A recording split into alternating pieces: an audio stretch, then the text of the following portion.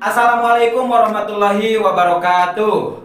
Salam belajar sepanjang hayat. Di sini mari kita belajar cara belajar agar kita bisa belajar dan mengambil pelajaran kapanpun dan dimanapun kita berada. Kembali lagi dengan Bapak Firman dari SMP Islam Nurul Yakin. Tampaknya kalian semua sudah sangat antusias ingin memahami sesuatu hal yang baru. Oke, kali ini kita akan memahami bersama-sama tentang lembaga sosial.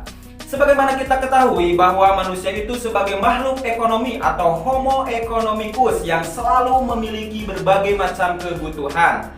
Tentu dalam memenuhi kebutuhan tersebut harus dengan cara yang rasional agar dapat mencapai tujuan kesejahteraannya. Manusia juga dikenal sebagai makhluk sosial. Dalam artian manusia tidak bisa hidup sendiri dan harus selalu berinteraksi dengan manusia yang lainnya untuk memenuhi kebutuhan tersebut. Dalam berinteraksi dengan sesama manusia untuk mencapai berbagai kebutuhan dari setiap individu ataupun setiap kelompok di masyarakat, tentu harus ada suatu aturan yang mengatur agar kebutuhan setiap individu ataupun kelompok tidak merugikan individu atau kelompok yang lainnya.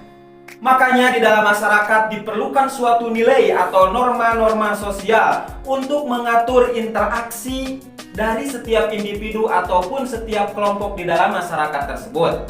Di dalam masyarakat ada 4 tingkatan norma. Yang pertama ada yang disebut dengan norma cara atau usage.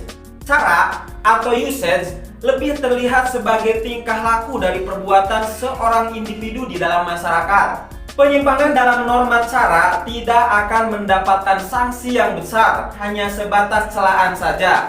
Contoh cara membuang sampah yang benar. Ketika ada seseorang tidak membuang sampah dengan benar, maka dia akan mendapat celaan. Yang kedua ada yang disebut dengan norma kebiasaan atau polquest. Kebiasaan adalah perbuatan yang dilakukan secara berulang-ulang dalam bentuk yang sama. Contoh, kebiasaan memberi hormat kepada orang yang lebih tua, mendahulukan orang tua yang sudah lansia dalam antri, ataupun kebiasaan-kebiasaan yang lainnya.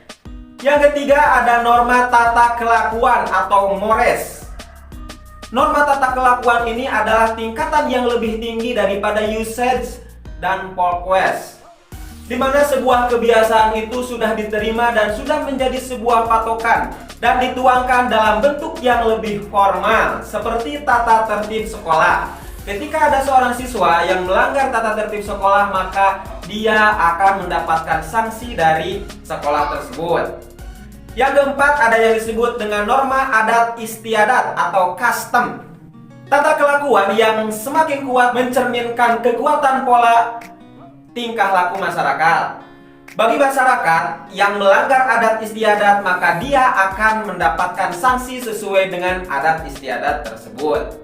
Jadi sekarang kita dapat menyimpulkan tentang pengertian dari lembaga sosial. Lembaga sosial adalah keseluruhan dari sistem norma yang terbentuk berdasarkan tujuan dan fungsi tertentu di dalam masyarakat. Secara sederhana dapat kita pahami lembaga sosial itu adalah himpunan dari berbagai norma-norma yang ada di dalam masyarakat yang berhubungan dengan kebutuhan pokok di masyarakat. Seiring berkembangnya kebutuhan manusia, maka lembaga sosial pun semakin banyak bentuknya.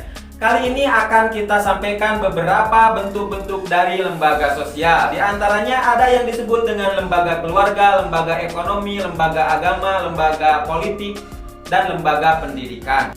Oke, jadi dalam pembelajaran hari ini minimal kita dapat memahami 2 hal. Yang pertama tentang proses pembentukan lembaga sosial beserta pengertiannya. Yang kedua, bentuk-bentuk dari lembaga sosial itu sendiri. Sampai jumpa di pertemuan yang akan datang. Salam belajar sepanjang hayat. Tetap jaga kesehatan, tetap semangat belajar. Akhirul kalam, assalamualaikum warahmatullahi wabarakatuh.